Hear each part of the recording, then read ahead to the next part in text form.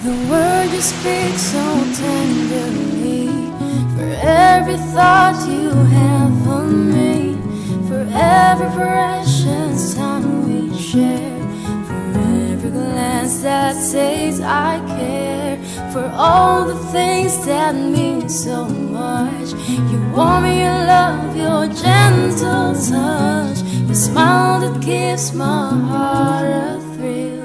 I love you and I always will.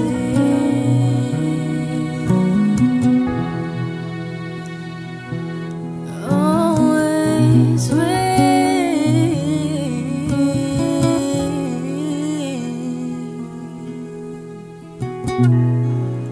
Akala ko nga hindi na tayo magkikita. Kamusta ka na? Buti okay ka na. Pinag-worry mo ako masyado. Nako, mahabang storya. Ikaw, kamusta ka na? Namiss kita sobra. Namiss din kita. Okay naman ako. Nung wala akong na-receive na sulat o tawag man lang mula sa'yo, iniisip ko baka nagpapagaling ka lang at ayaw mo akong mag-alala. Pero ngayon okay na. Kasi nandito ka na. Ayun, hindi ko akalain makikita ko ng gabi na yun si ate girl. Kaya pala iba ang pakiramdam ko ng mga dumaang araw. Pakiramdam ko, nasa paligid ko lang siya ng mga dumaang araw eh. Yung pakiramdam na unang naging stalker ko si ate girl. Salamat, Momon ha, at pinagtsatsagaan mo ako hintayin.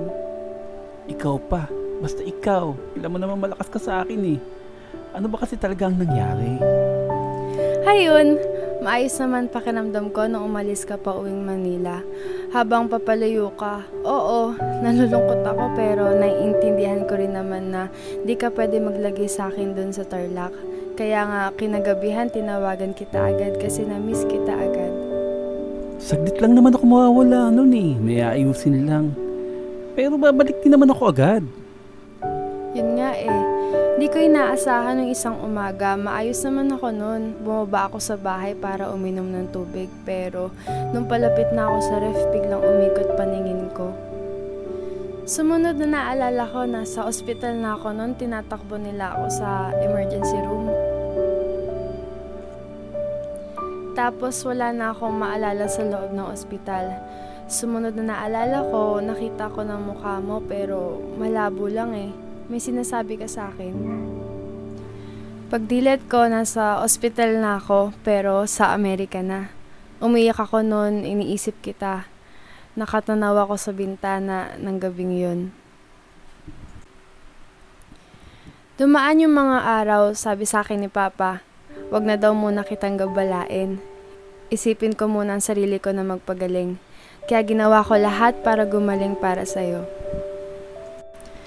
Daming ginawa sa akin sa ospital, puro check-up at observation. Sabi sa akin ng doktor ko, successful naman daw ang ginawa nila. Kaya pinayagan na nila ako bumalik dito sa Pinas para tuluyan na magpagaling.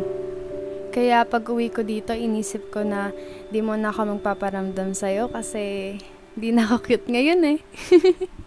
Kaya nagpagaling muna ako maigi at nag-ayos. Di ko alam bakit ba nagaya ako at humiling kay Papa na mag-beach kami sa Batangas. Kaya nung isang umaga habang nakatanaw ako sa dagat nun, may nakita kong isang dilaw na beetle na dumating. Ang ingay kasi kaya nakuha lahat ng atensyon ng mga tao dun. Tapos napatayo ako bigla kasi di ko inaasahang may makita ako sa beach. Ikaw. Wow. Sabi ko na nga kaya pala iba ang feeling ko nung nandun ako eh. May nang-i-stalk sa akin. Sorry naman. Kasi ayoko magpakita sa'yo. Nahiya pa ako sa itsura ko tsaka di pa ako masyado maayos nung tignan. Mukha pa akong buruha. Pinagmamasdan kita nun, ang saya-saya mo. Kaya sabi ko sa sarili ko, hahayaan mo na kita mag-enjoy. Kaya, ayun, masaya na ako panoorin ka sa mga kakulitan mo kasama ang barkada mo. Isang gabi nakita kita nag-iisa sa beach, kaya inutusan ko yung personal nurse ko na si Karen na puntahan ka at kausapin.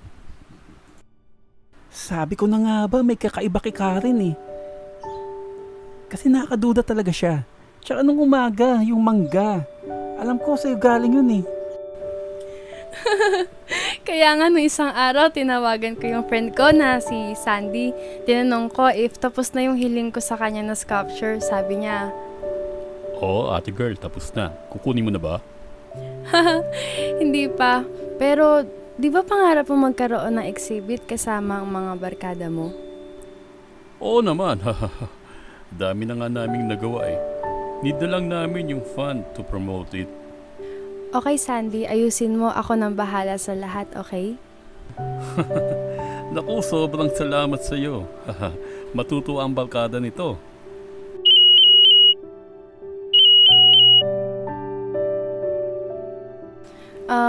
Momon, sabi ni Papa umuwi na daw ako kasi bili ng doktor. Wag daw ako gaanong magpagod para tuluyan na daw ako gumaling. Ah, ganun ba?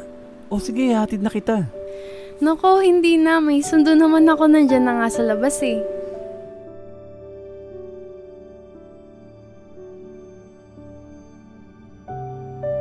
O, paano Momon? Salamat sa pagpapaunlak mo ha. Salamat din sa pagdala mo sa exhibit ni Sandy. Hayun, lumapit ako sa kanya at hinalikan ko siya sa noo.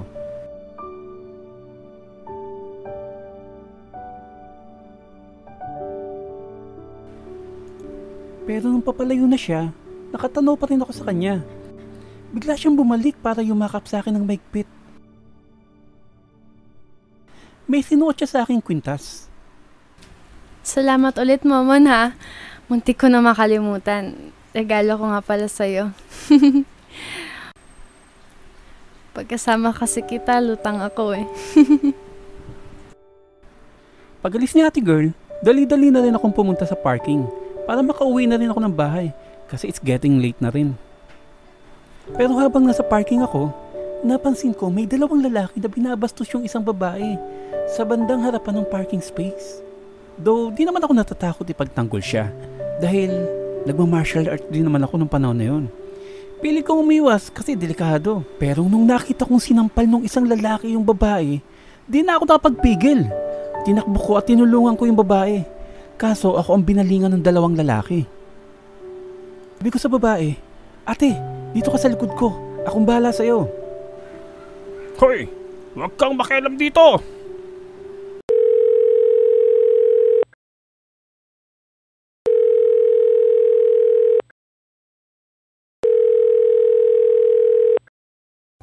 Hello?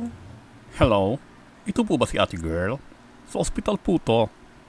The words you speak so tenderly, for every thought you had for me, for every precious time we shared, for every glance that say I care, for all the things that mean so much. Your warmth, your love, your gentle touch, your smile that gives my heart a